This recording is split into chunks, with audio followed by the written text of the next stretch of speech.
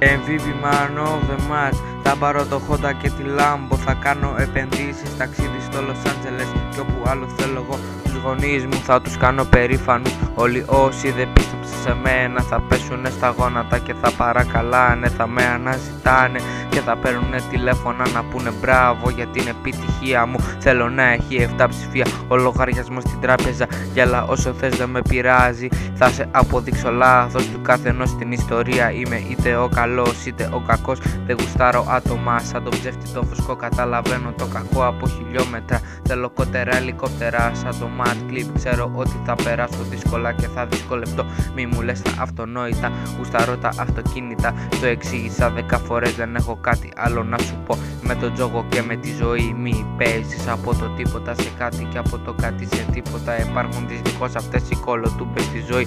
Μη δείχνεις και μη πουλάς το κορμί σου στο κάθε κομπλεξικό. Κάθε προβληματικό σκοτώνει τα όνειρά ενός παιδιού. Μην τα βάζεις κάτω, όλα είναι μέρος του παιχνιδιού. Υπάρχουν οι νίκες και οι ισοπαλίες. Δυστυχώς υπάρχουν και οι ήττες.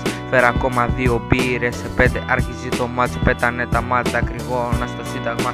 Σε αθώα παιδιά με όνειρα μεγάλα. Υπάρχουν βραδιές που είναι ευχάριστες αλλά και δυσάρεστες. Τι να κάνουμε, έτσι είναι η ζωή. Να εκτιμάς το ότι έχεις για κάποιον άλλον. Μπορεί να είναι πολύτιμο αυτό που θεωρείς εσύ ασήμαντο. Μια τελευταία βόλτα με το ποδήλατο πριν να φτάσω σπίτι. Ένα ταξίδι θα θέλα στην Κρήτη. Μωρό μου ισολόιδια, η θεά Αφροδίτη. Άλλη μια μέρα ξενύχτη. Τι θα γίνει, δεν αντέχω άλλο. Πάρτε μου από εδώ το παιδί. Με τα ψυχολογικά μη το υποτιμάτε. Γιατί πάντα είναι το πιο έξυπνο και πονηρό. Ξέρει το τι τρέχει γύρω του. Μπορεί να είναι με ένα χαμόγελο στα χείλη, αλλά από μέσα τι υποφέρει. Και γι' αυτό θα τα καταφέρει, επειδή είναι γραμμένο.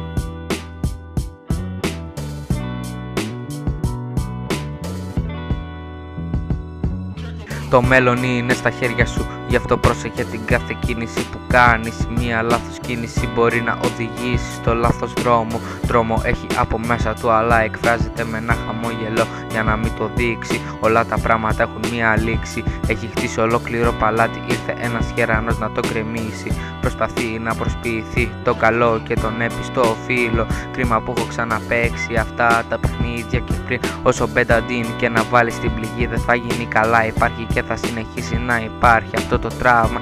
Και μα με όλη την οικογένεια τι πιο ωραίο πράγμα. Έρχεται για όλους μας το κάρμα αργά ή γρήγορα.